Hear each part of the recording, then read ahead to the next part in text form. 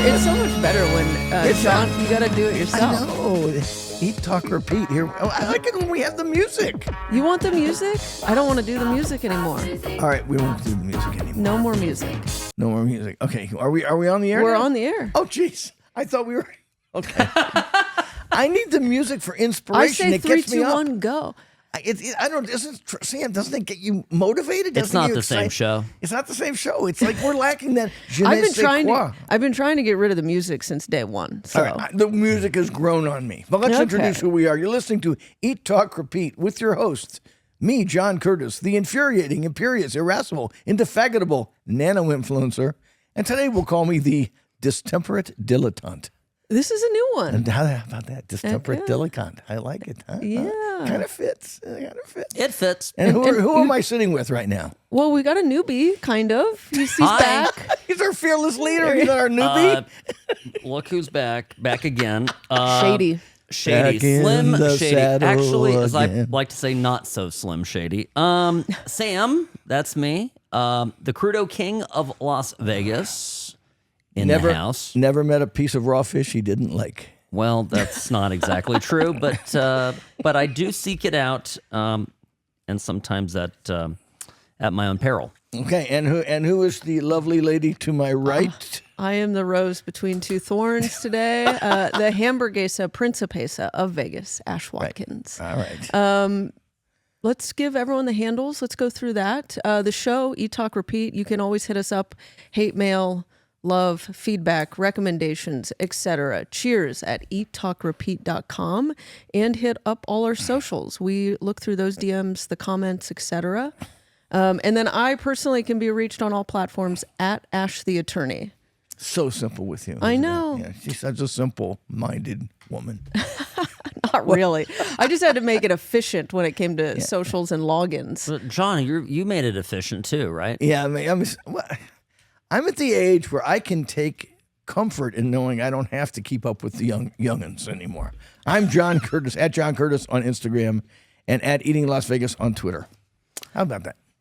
And I have a website at eatinglv.com, but I haven't put anything up on it for a while. At What's Right Sam. That's me. There you go. Easy to do. Come DM us, listen, yell at us. We love it. I mean, we get some great messages and suggestions. We do. We'll bring up a few later in the show, but because I really loved a couple of the great little ideas to make the show a little better. And we're trying a new format. We're going to be doing, these shows are going to be our standard format is food news and our reviews. And then we're going to try and sprinkle in some interviews throughout. So this drops generally Friday afternoon. Yep. Right. Food news and reviews will be our Fridays, all the Fs. And then the interviews are as we collect them. Yes. So yeah. Mainly chefs, restaurateurs, interesting people around town. Yeah. You know, coffee hounds like David Figler. Yep. You know, exactly. And this week we recorded one with Chef Gio Morrow of Monzu. Giovanna, you know, is he a passionate guy Oh my what? Gosh. My gosh. He's like a living, walking Italian opera. I mean, he will burst into tears over just a glass of water sometimes. I mean, he's just emotions on his sleeve, passionate about food, about music, about pizza.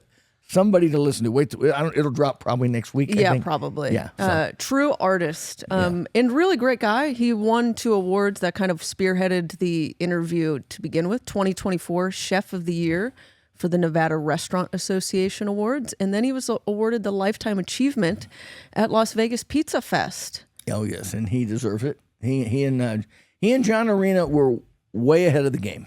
They were doing Gio's family with Nora's and John Arena with Metro Pizza were into elevating pizzas in Las Vegas. I mean, 15 years before anybody took up the chant. So, and Monzu, I think it's killing it right now. Oh yeah, the pastas. Oh my god! And we ate. I got so full, and it was so good. No regrets. And he kept forcing. Sam, he kept forcing red wine on me. I mean, I kept saying, no, stop. Yeah, but sometimes don't stop. Sometimes no means yes. When it comes to red wine. Yes, that's true. Okay, we've got kind of a final update. I think we've come up with our cute cards for the burger crawl. I mean, are you giving Lakin a raise for this one? Yes. Because she deserves it. Yes. Okay, this is fantastic. We're not quite finalized on the list. We're tempted to pare it down, but we have a great score sheet for each place we go to. We'll put it on social so people can go and score their own and play along, I guess. But John, and Sam, we've got some maybe new spots. Well, let's just go through the criteria real quick because I love the meat.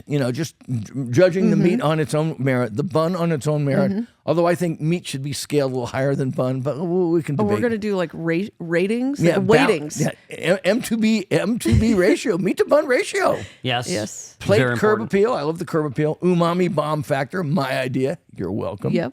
Okay. And accoutrement factor. I love that one. And the final thing is the fry breaker. Okay. Yes. All things being equal, if both two burgers have identical scores, the fry breaker tips the scales. Yep. Yeah. That's brilliant. Right. It is. I love it. Yeah. We've got a great list of places. People have also reached out about doing Capital Grill because they say it's a steakhouse and they've got a burger. I looked into it at the outset and considering adding them, but one, it's a chain, and two, they've got a couple different burgers on the menu now. They do this Wagyu and Duckhorn wine pairing, and they've got like 3 or 4 different burgers. So I think it's out. I think it's out for all those reasons. Sam, are you going to vie for going to Capital Grill? Same with Bourbon Steak and same with Fleming's. I kind of just want to go to a place that says, we're a steakhouse and we have this friggin' awesome burger on the menu that you should try. And that should be the foot in the door criteria. That's my thing. So you want to go to Emmett's? I'll go to friggin' Emmett's. I'll go to a damn football. The last football player restaurant I went to was Dan Marino Steakhouse. When was that? Like 20 years ago, and it was Here? hideous. Oh yeah, it was at that. It was on Tropicana. I think at what is now the Oyo Hotel. It was something. Is that still? Now it's like a Hooters, I think. Yeah, it was whatever it was 3 hotels ago. Had a Dan Marino Steakhouse, and I went there at the point of a gun. And once again, my reservations were confirmed. I think it's going to be the most thorough steakhouse burger review ever done in the city of Vegas. Yeah, and from then on, we can say people say, "Have you had the burger?" Yes. This place has been no, it's not. Yeah, we can be the definitive. We'll be more insufferable than ever. I don't think it's possible. I don't think. Restaurant rundown. I've been to Monzu, 1228 Main, and then I was in Miami. Yun Noodle and Dumpling. I went there again yesterday. Shut up. Yeah, Okay. the food gal's favorite. Yeah. Even after you went to Kung Fu. And the Kung Fu Noodle, Yun Noodle, Lamai, Jelena, and again with you, Monzu. Yep. Monzu, yes. Sammy? I'm back on dessert. I've been drinking less, so I've been eating desserts. And I want to talk about Esther's Kitchen dessert because there's a new pastry chef in town, and I think it's some of the best dessert in town. Oh, dessert. I really do. I can't believe I'm saying literally the best dessert I've. Do you always get dessert? No, I did not always get dessert, but now I'm always getting dessert. Okay. Hold on. Did I mention Letty's Tacos? No. Letty's Tacos as well. You went to Pepper Club at lunch? And Pepper Club at lunch, and just terribly. I'm not going to say anything more. Terribly disappointing lunch. Okay. Go for dinner. Go put an egg on it. It'll make it better. Bruce Collin was a great chef, and he's revamped the dinner menu, but the lunch menu is stuck in Todd English land of several years ago, and they need to revise it. It was mid.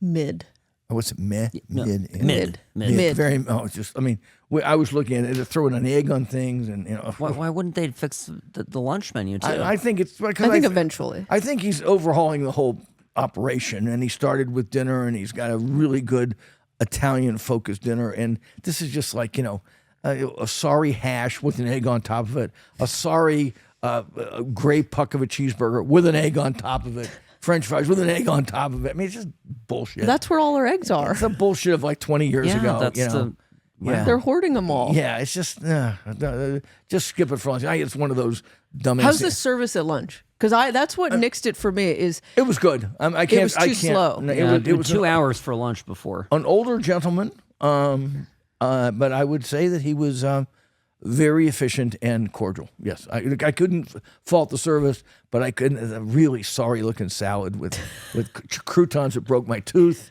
I mean, dentists have got to love some of these croutons. They for one thing. So yeah, I love the Pepper Club. I'm rooting for you, Bruce Coleman.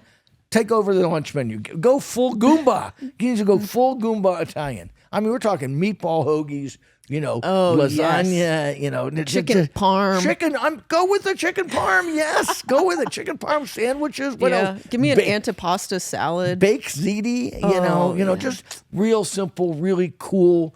A Southern Italian, family Italian. Put me in a food coma is what I want. Yeah, exactly. That's where they need to go, but they haven't gotten to it yet at Pepper Club. So we might have cut you off, Sam. You had Esther's pastry. I'd love to cut off Sam. I know. And Esther's dessert. And I've been on the road, so let me think. I was going through it. I think it was. I'll talk about Esther's. I was back in Florida. Admit to that.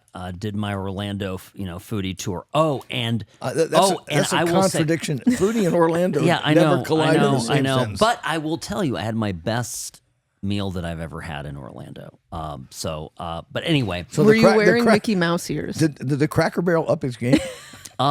It was. They now have caviar bites. Bumps. No, speaking of caviar, though, I do want to talk about the Sky Bar at the Waldorf Astoria. It's going to be reopening, and but in the meantime, some very lovely food items that they have, small bites. So I had a great experience there. You haven't been to Bavette's? I have not been to Bavette's. Did you feel it, folks? Did you feel the earth shudder? I'm for sure a moment? Bavette's felt it. Their bottom line. I mean, they're like, what happened this month? Yeah. They can't make Where's their Sam? Who can pay the light bill? Yeah, I'm going now? through my pictures. Yeah, I had. Let's go through some. While you're looking through that. Oh, and then I did, and then I've been back to Partage a few times to the new Le Club. Le Club. Isn't it great? And it is phenomenal. Yeah. Their little. Oh, we'll get to it. Anyway. Okay. Let's go to food news you can use. Okay, go ahead, Ash. Take it away, Ash Watkins. Vegas Unstripped has announced its date and location for the Food Fest.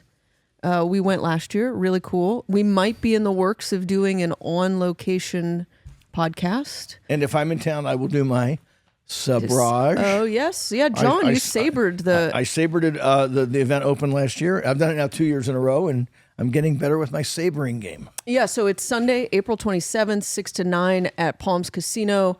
It's a really cool event. Yeah. Usually like 30 plus Vegas chefs, local chefs come in. They sling their own unique items that they normally don't serve. So it's a food event for serious foodies, not the casual ones. What are you going to saber? Champagne. Oh, good. Yeah. I think they call that a bottle bris. Yeah. Well, we don't do Krug or Cristal, but you pick a cheaper sparkling wine to hack the top off. Although the guys who are really good at sabrage, I've seen Guy Savoy do it with a really expensive bottle of champagne. Go, and it takes the top off, and he loses maybe like a drop, maybe a teaspoon or tablespoon of liquid. Now, I'm not that good. It still foams over. Do you just practice in your backyard? Yeah, is that what your golf net's for? You just actually stand in the backyard with shit champagne with bottles of Kirkland. Yes. Oh man, what a hobby. Really fun event. I think ticket prices are $150. It's a charitable event. They donate proceeds to underserved local charities. So go check it out, vegasunstripped.com. And then here's the big one. Do we want to save this for last about the Golden Steer? Yes. No. Let's go through all of the other food news and then save that for last. Okay. So Bazaar, and then take a break after that. Bazaar Meat has announced its closing date. June 30th, last date of service at Sahara. Be opening sometime in August. I walked past the place, and it's street level and below at the Palazzo, and you can't see in. They've got it all boarded up, but it's going to be an interesting to see how it does. And then I read that they're going to take over the space that was Legacy Stadium, yes, which is a huge space. It's like a mini theater. I mean, it's like the size of a small movie theater. Legacy Stadium. It was actually kind of a cool setup. With terraced seating, looking down on a giant big screen and like a stage. So I don't know what Jose and his clan are going to do, but looking forward. Yeah, I don't know. I think they were kind of ahead of the whole like sports book scene with that stadium. Actually, Yeah. like now today, it'd kill it. Right, but it was that was 20 years ago they did that, and that was just catching on. Now we're nothing but a sports city. Back then we were just pretending to be. Okay, we've got a rumor to shut down. I was moseying around the arts district talking to some locals, and they were insisting, like vehemently insisting that Lotus of Siam was going to reopen the original location on Sahara, but then close Flamingo. And I was just dumbfounded. Like, there's no way that could be real. And these people were absolutely certain. If they're in the restaurant business, never believe them, because I know. restaurant people love to spread rumors that aren't true. Right. And so we got to the whole root of it, reached out to Lotus of Siam, and that's not correct. They're going to open Sahara, and then they will temporarily close Flamingo to do some renovations. That makes sense. Yeah. I mean, they've built up a clientele now right off the strip Yeah, it's on such East Flamingo. It's such an easy location. Yeah, and it's a beautifully built out space, and it's purpose built. I'm more concerned, will they be able to recapture the magic of the original commercial center location? Of course, I keep hearing they're going to gentrify the entire commercial center, which is a toilet, by the way. And that Artie's Artie's, yes, is supposed to be opening just a few doors down from Lotus. And God bless if they could do it. I mean, it would be fantastic. So fingers are really crossed on that one. All right, what else do we have, Ash? There's a food hall opening in the summer of 2025 in Venetian. The only reason I know. Okay, the only reason I bring this up Excuse me, what? is What did you say? What did you say? the Italian sandwich place, what is it? Al Antico Vinaio. Yes. But then I also saw BS Taquerias going in there. So that was you liked it. It was in the Sundry. Yes. Well, it's the fellow who has the Mexican restaurant in Resorts World, whose name Viva. Viva by chef's name escapes me. He's from L.A. I thought B.S. Taqueria was one of the best tacos I've had in So Las there you Vegas. go. Yeah. There you go. So good for them going into a food hall at the. All right, let's skip the other two. Where is Via Food Hall? Via. I don't know. Somewhere in the Venetian. Oh, Via Food Hall. Okay, fine. Yeah, because there's not enough restaurants in the Venetian now. They've only got like 80 of them. Do they even have hotel rooms? Or casino floor, I guess. Did you, one thing before to get to the Golden Steer, though, did you see Scott Robin mentioning people over at Bazaar Mar? That No. apparently they're scaling staff back. It is not doing well, according to rumors. So, yeah, so maybe it'll be a tandem closing of Bazaar Meat and Bazaar Mar. And Bazaar Mar, of course, is at the Crystals Shopping Center. And it's a weird, the food, I went recently and it was phenomenal. The food is unbelievable, but you're sitting, in a shopping center. But Mastro's is there, and They have, Mastro's does a better job of sort of enclosing that space. Yeah. that wood. Yeah, Mastro's, I think, is a waste of a great architectural restaurant space. But yeah. Bazaar Mar is just open, off to the side of a walkway. And it's well, I hate to have I told you so, although I've had thousands of them over 30 years. But yeah, I mean, if they'd asked me, I would have said, "Are you?" Well, he did. I said, "Are you crazy?" I said that to some people in Jose's orbit. I said, "No, that's stupid." And What's the Simon Mall? Did he and his food group went into a partnership? I'm sure they're paying nothing for rent. Okay, Yeah. I bet it's some sweetheart deal on rent, and open it up, take the space over, see what you can sell. But I don't think at those price points you're going to get those people there. I'm still waiting for the Forum Shops place to open. Zaytinya. Zaytinya, yeah. But if they just took that space and covered it, if they created I mean, it doesn't have to be fully enclosed, but just some sort of a separation. So from you don't the feel mall. like you're sitting out in the middle of the mall. There are tables where people are literally walking by and shopping, and it doesn't not in a nice way. Yeah. Really? Yeah. Yes. Well, At the front of the restaurant. Right. He's right. And it just feels very open, and it doesn't feel like the kind of place you want to drop $300 a person to eat. Yes. And that's what you're going to drop there. Yeah. Yeah. Mastro's, you got to walk down that long hallway in the depths of it. But. And they've got that little pod, it's that really cool looking pod. So Okay, let's get to the Chinglish. meat. You want to go to Chinglish? I really don't like talking about Chinglish, but actually it's the closure of it. So I've never heard of this. Some 106-year-old restaurants going in. Have you heard of this? Yeah, called Landover. Yeah, it's called Landover or something? Landover Pub or something. Landver. Yeah. Moshe Landver. Landver. Yep. Yeah, we've driven past it a dozen times. That makes no sense to me. They have 106-year-old shakshuka. I'm in. Say less. Okay, so it's has locations in And 80 locations across Israel. So very Mediterranean. Yeah. Lots of hummus. We could save you the money, folks, but if you've got it to lose, be my guest. Okay, now let's talk about the big news. Yep. Let's get to the meat of the news. Yeah, Sammy, do you know? I heard. Yeah, heard. what's your take?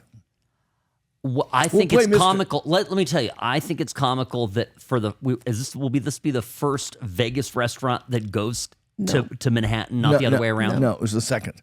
Lotus of Siam tried it Okay. like 17 years ago on Lower Fifth Avenue. Not the exact same address, but within a block of this, and flamed out after like a year and a half. So this is the second one, and I think the Golden Steer people ought to have their head examined. But what do I know? I think if anyone can do it, they can. Tell me why you think it's not going to work. Well, I'm curious. I'm gonna have to gore a few oxes here. That's okay. Okay. They have been. They have done a wonderful job of resuscitating the Golden Steer brand, and they've caught a FOMO wave coming out of COVID that was just brilliant in doing. And they've upgraded the restaurant, upgraded the food a little, and traded on this nostalgia factor, which is huge with, let's say, the younger Instagram-motivated crowds that now make it almost impossible to get into. So what they've done over the last 5 years in drawing upon Vegas history, FOMO, pent-up demand coming out of COVID, making the food a little better, is hats off to them. It's still maybe the 13th best steakhouse in Las Vegas at best. And they are going to move to New York thinking the Vegas cachet is going to catch a giant imagination of all these Instagrammers and the TikTokers who want to see a copy of something that was done in Vegas where Frank Sinatra and Dean Martin and Sammy Davis, who are those guys? Remember, to the 40-year-olds, to the millennials next to me here? I mean, they barely don't know who these people are. And they think they're going to catch this wave there. The New York media is going to savage them. I mean, savage them. I mean, do you realize how competitive the steakhouse market is in New York City? They invented the steakhouse, and there's probably 20 of the best steakhouses in the world right there. And now they're going to bring the 13th best Las Vegas steakhouse there, trading on Dean Martin and Elvis Ate Here vibes, and take New York by storm? Yes, they ought to have their head examined. Okay. Ooh. I'm just a mediator here today. Well, I mean, you're mediating. Ashley's staying out of this. I do think. I always let's back it up a step. I always wondered what would happen if the Golden Steer lost its space here in town. For example, what would happen if the Golden Steer was forced to relocate to a, somewhere nearby, but not the original location? How much of the vibe is lost? Excellent question. If it wasn't in its original space, Right.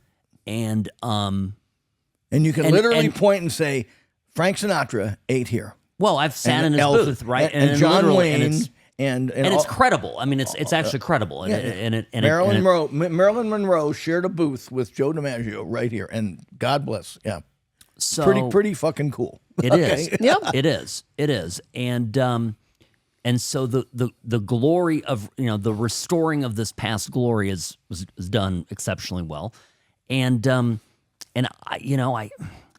I don't know. I think you're right about New York is it's a vicious market. It's a vicious market, and the palate of the consumer there is at a different level.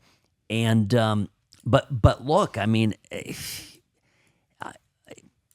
Where's it located?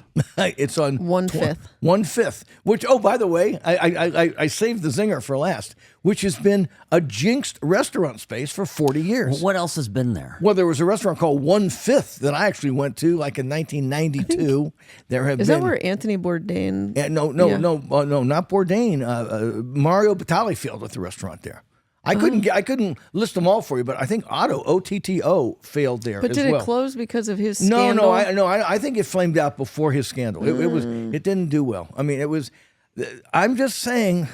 I mean, let me tell you why I'm wrong, and I'll tell you what. This is why we're lawyers. I'll tell you why I'm wrong, and why I could be wrong, because and somebody pointed this to me. I think it was the food gal. Maybe you talked about it. I mean, New York is nothing but has lots of lousy restaurants that are hugely successful. Mm-hmm. And New York people, and they're such slaves to fashion there. I mean, it could catch that Instagram vibe of like, oh, you got to go. Mm-hmm. And it might, just being mediocre, it could catch that sort of lightning in a bottle thing that suddenly has, 100 people lining up to go there. Well, and there are probably several thousand well-heeled New Yorkers who come to Vegas and have gone multiple times and follow the Golden Steer, yes, that are already not acolyte, but they want they'll go,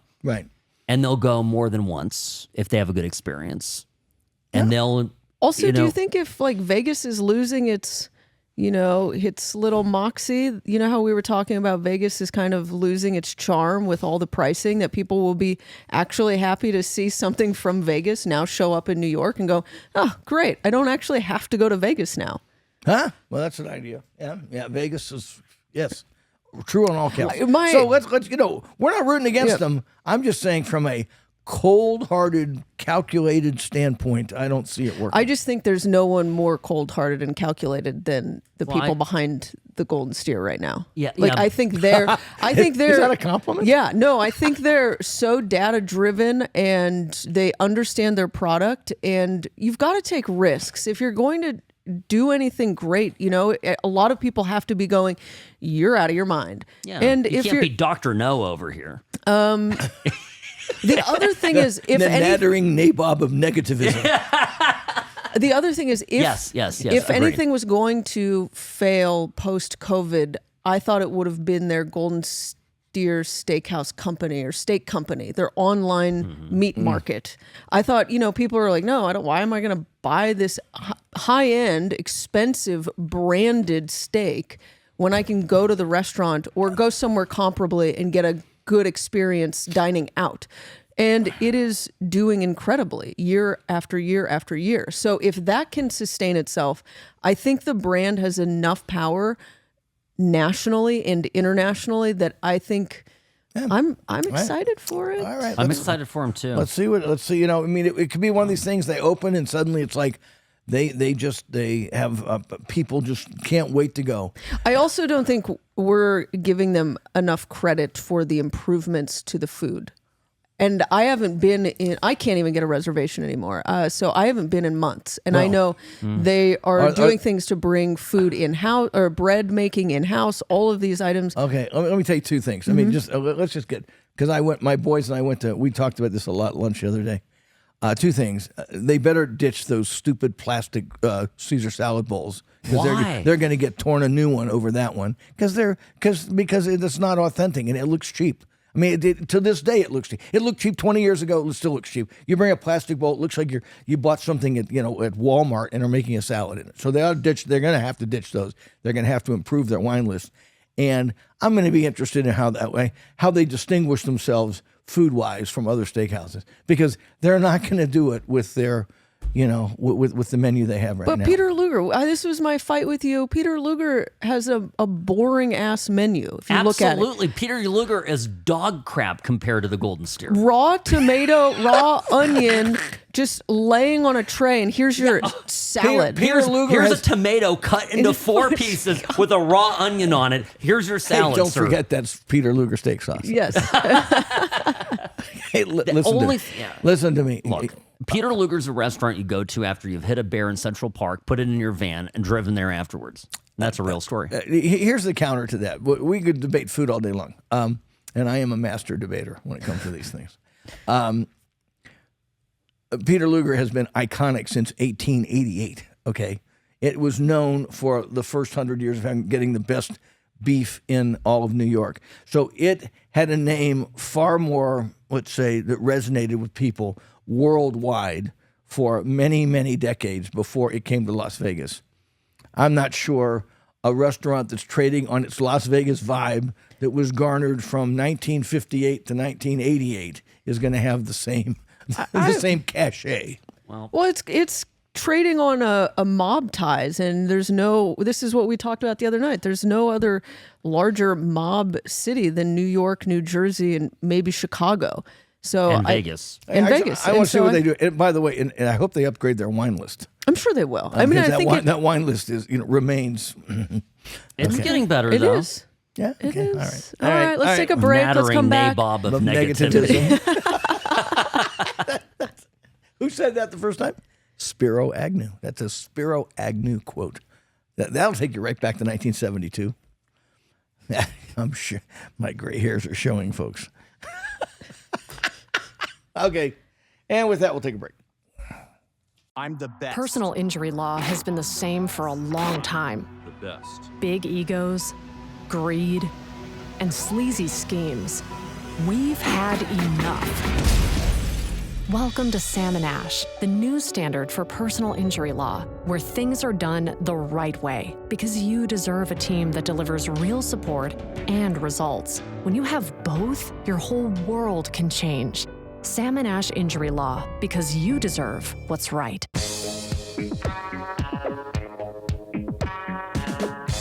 Da da da da da da da da da da. So much better making you guys do this yourself. So we're back. Let's do our Did reviews. you record that music? Yeah, I got you. Oh, damn I it. got you. We're gonna do our restaurant rundown, where we've been, and let's add something. One of our listeners gave a great comment. Yeah, what was her? I'm looking Where for. it was from Steve from Kansas City, I think. I thought it was a woman. I did too. But I tried. I looked for it. Lakin sent it to me, and I couldn't find it in my email. Whoever you are, thank you. We're about to say we'll answer your. Go ahead, Ash. Yeah, so we're going to do our go-tos. It was one of the things that this person loved about your book so much is you always had a section for each restaurant that said what to get, because menus are intimidating, and so we're I think going in to the go book through. it was like get this. Yeah. Get this. Boom. And Let me see if I can find it. But yeah, so John, kick it off. Let us know where you've been and what your Okay, go-tos I'll try to be are. fast with this. Okay. Young dumpling and noodles and dumpling. Email address said a woman's name, but it was signed by Steve from Kansas City. So there we go. We were Steve, right and wrong. Are you using your wife's email again? Yes. Okay. Yeah. Yes. Okay. So thank you, Steve. Great comment. Great suggestion. So, for example, I've gone to Young Noodle and Dumpling. It's the food gal's favorite. I think she's been 10 times now. So, and we were there yesterday. We were in the West Side walking, and she said, "Let's just go get some noodles." It has the dining room has all the charm of a bus station, but It is very sterile. yeah, very sterile, just bright fluorescent lights and a bunch of naked tables. But they make all their fresh noodles there, and they do these beef noodle soups that are fantastic. Their pot stickers are great, and service is friendly, not super efficient, but sometimes you have to wait for the pot stickers to get pot sticked and whatnot. And the food gal's nuts for it. So go there a lot, and it's a great place to go if you like xiaolongbao, the soup dumplings, when you can't get into places like Palette Tea Lounge or Kung or Shang. New Asian or Shang or Shanghai Taste, all of which get very busy at lunchtime.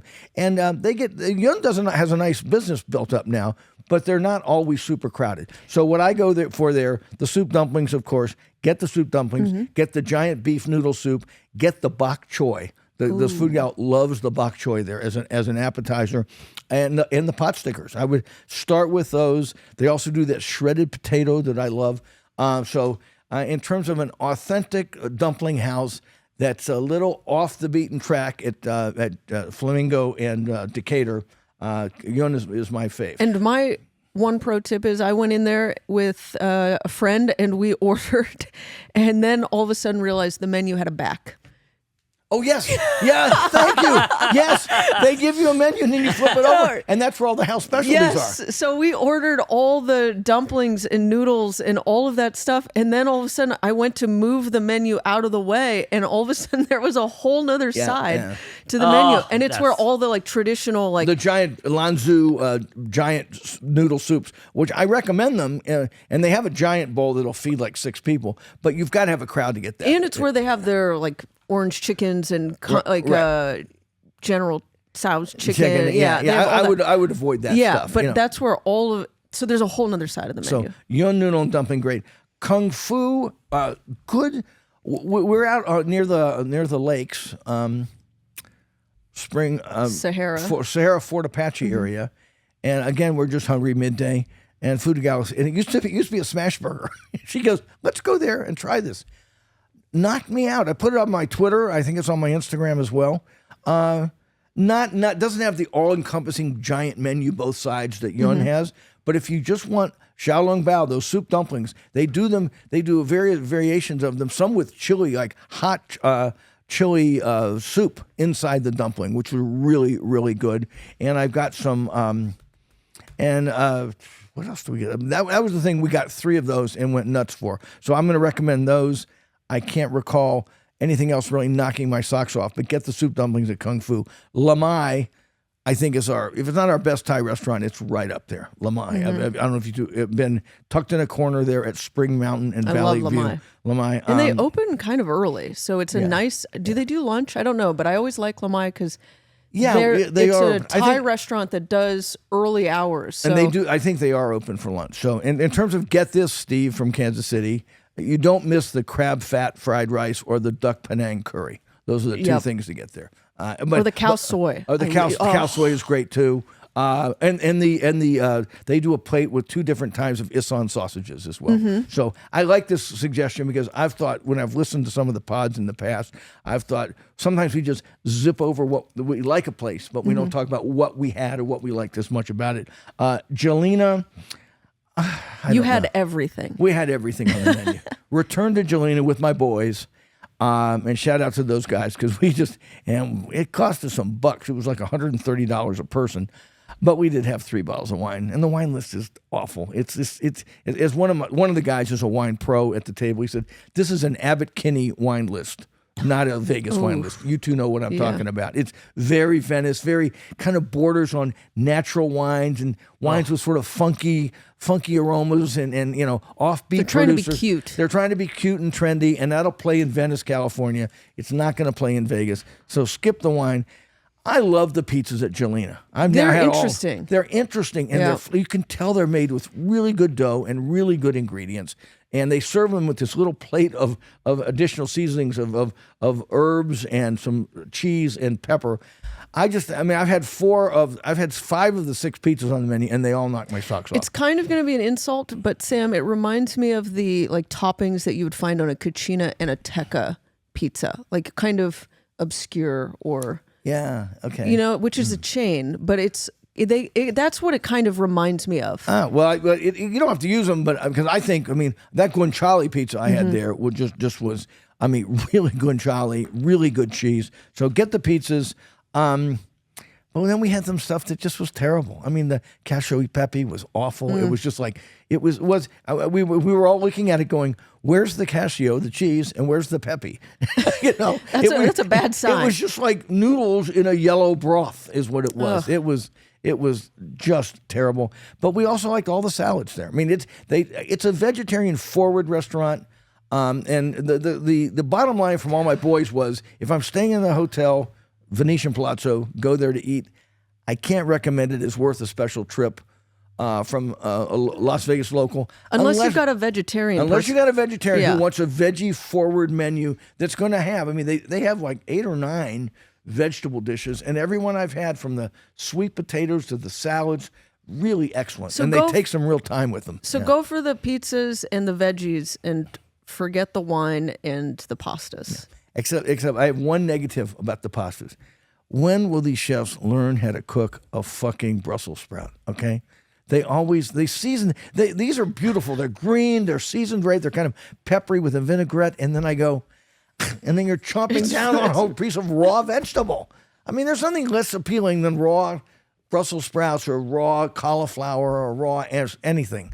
And it's like somebody told them vegetables should be al dente, and they do not. They should be cooked till they are toothsome but give way softly to the bite.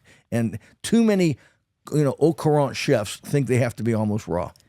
You said guanciale, and Rocky came over. Oh my God, his ears perked up. Yeah, yeah. He just sees me. He just sees a giant T-bone when I walk in. That's all he sees. Okay, so that's my restaurant rundown. Now it's up to you, Ash. Monzu.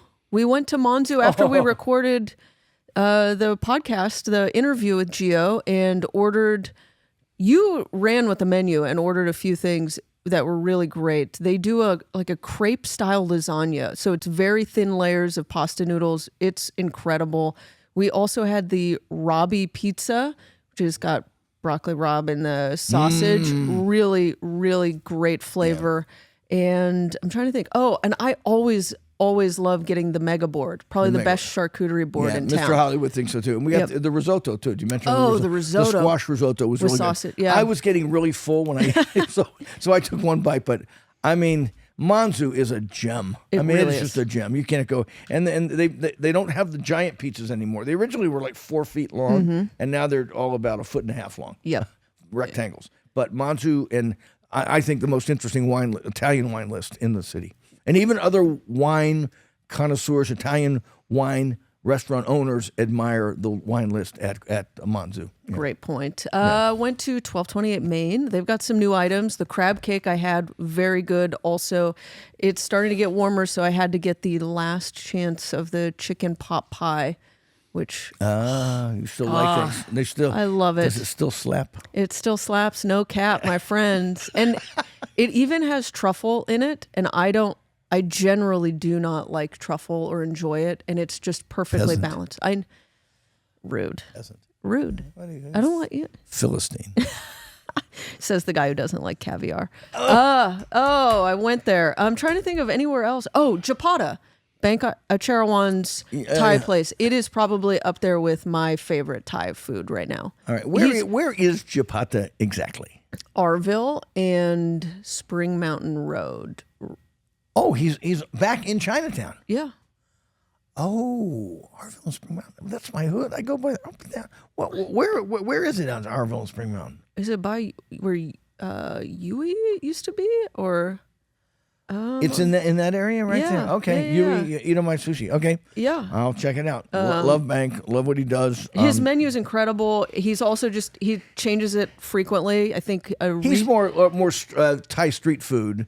Whereas Lamai is more like an all-encompassing traditional, yes, traditional Thai menu. Right? Lamai, I would say, is more similar to a Lotus of Siam menu. Yeah, and Bank's Japata is much more like you'll find fried chicken and some of the spicy sausages, fried pork belly. It kind of is more Lamoon-esque. Yeah, and that's it. Really, I can't think of any. Oh, I was in Miami, and so yeah. Tell us any good spots there that you liked.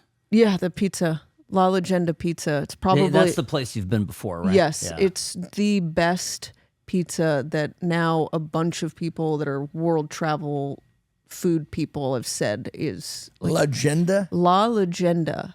You know how hard it is to make pizza in that climate? Oh, it's so... Oh, my God. Yeah. Well, it rains like every day. Every day. I mean, it's not just like every other day. It's always raining there. Oh, it's so good. I think they've got one of the traditional ovens, so I think it just gets up to 900 degrees, they said. So they have the ability to really get the leopard spotting and traditional Neapolitan style. You mentioned pizza, and that made me think of one I forgot. Letty's. Oh. I didn't mention Letty's. What made me think of this, you said pizza and then Miami, and I said, who goes to frickin' Miami for pizza? You go there for a Cuban sandwich. Then in my little brain then went, you just had a Cuban sandwich at Letty's, and you didn't mention it. So Letty's does this pork on pork, Cuban, which is basically shredded pork, ham, cheese, and a hot dog. They lose me at the hot dog. Somehow it works. To me, it's the ultimate stoner food. But I mean, but the Letty's tacos are fantastic too. The queso tacos are the thing to get there. But, yes. but I got this Cuban sandwich and I ate on it for 3 days. It was fantastic. So that's our restaurant rundown. I did have a few Cuban sandwiches you down did? there. Yes, With or without hot dog? Without hot dog. I don't believe in the hot dog at all. Trying to think. One of them is the Havana 1957 spot that just went into the Flamingo. Also a local spot called like Bella Cuba. But then I found this little hipster Cubanato, and they did a hot honey jalapeno Cuban sandwich that knocked my little Miami socks off. So that was great. And I'm just now coming back from the caffeine high that I've been on. Oh, God, the Cuban coffee. Oh, my God. Cuban coffee is like cocaine. Yes. It should be illegal. You should. All right, so Sam, our fearless leader has been gallivanting all over the country, but I ran into you recently. Where? Oh, Cafe Brege. Yes. And I saw the backside of you from afar as you were You yeah. recognize the backside of my head? It was the walk. I recognized the walk. You were just. You mean the waddle? So it was a walk, but it's very Curtis-esque. Curtis-esque. Yeah. So you're just on your way out the door. I have been really enjoying Brege lately, and I know we've crowned some croissants here once upon a time as being top dogs in town, but the way it's evolving, their pastries are unbelievable. Their breads are unbelievable. I literally, when I saw you, I had bought a handful of baguettes and I drove them to California right after breakfast.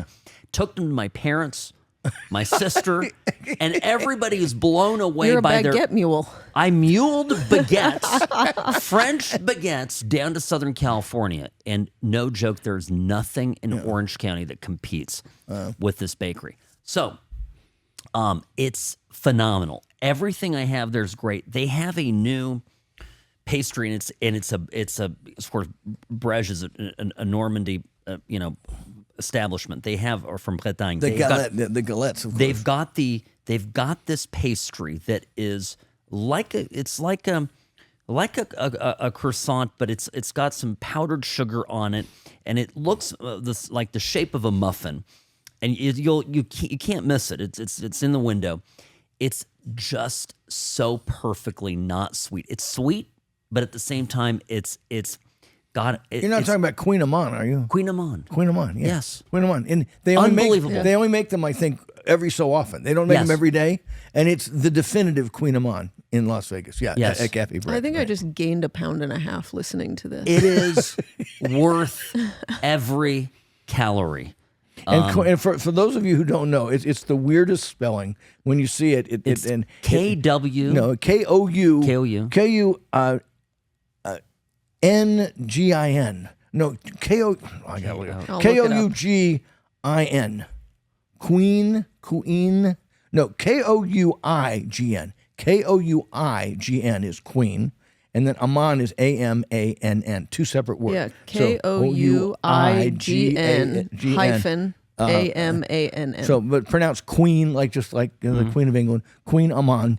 And it's a Brittany pastry, and it's ethereal. So John's go-to, Sam's go-to, galettes, croque monsieur, Queen Amman, and of course, and I'm the telling bread.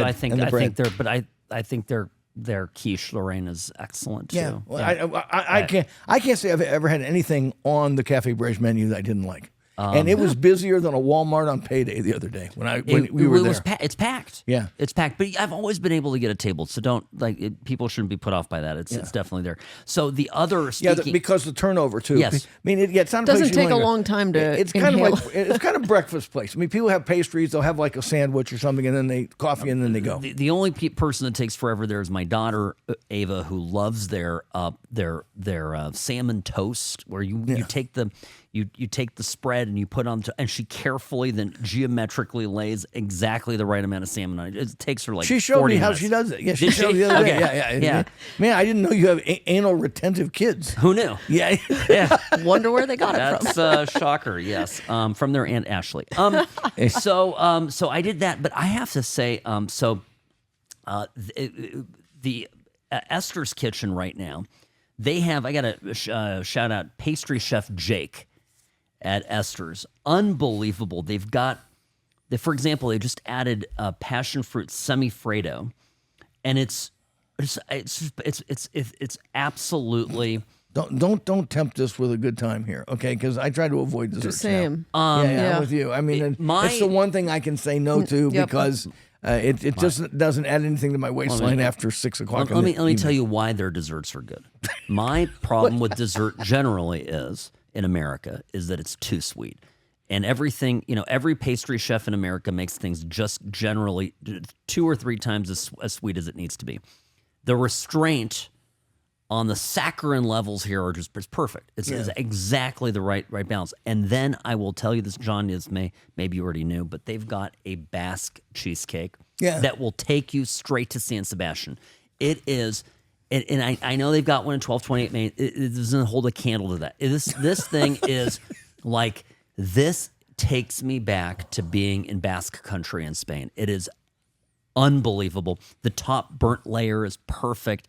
The consistency of so you of the go center. you go for the pasta and pizzas, but you stay for the Basque cheesecake. Well, I've been eating. They've been having those. I've been eating a lot of protein at Esther's, but then it all breaks down now because now they've got these fucking great desserts, and I'm mad. Here's the world's smallest fiddle right for you. I'm hella mad. So there it is. Okay, enough for me. Is that your pet peeve? No, No. we're gonna go to pet peeves. Okay, let's do it. Let's do it. We're getting running along, so let's get the pet peeves of the week. Go for it, John. Take it away. What was my pet peeve of the week? Egg. Yeah. Thank you, Chef. You're at it when you put an egg on everything. That's so 2007. Okay, stop it. Just stop it.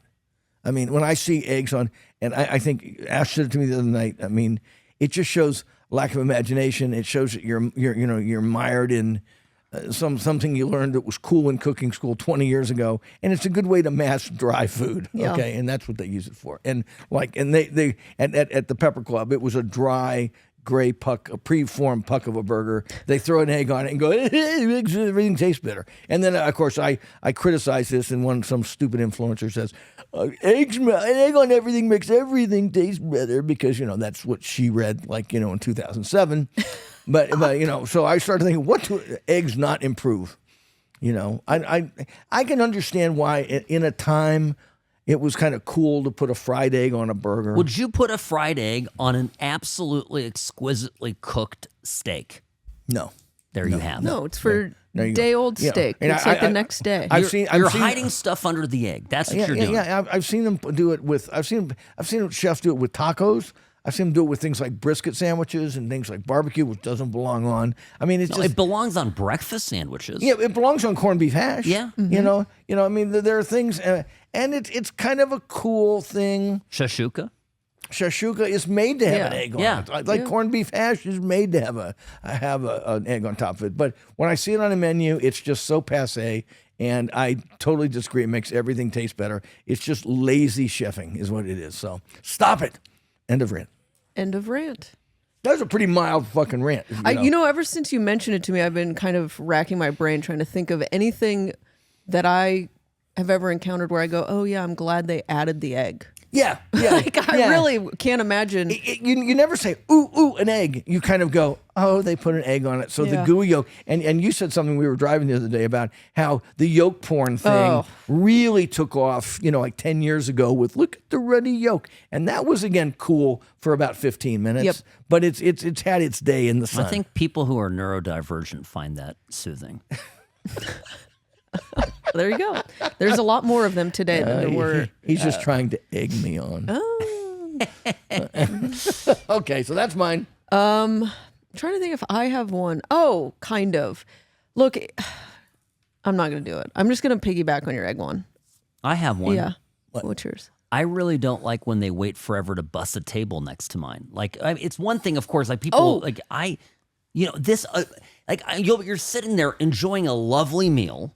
Now, this happened to me not here in Vegas, but it happened to me in, don't say it, John, Orlando. Yes.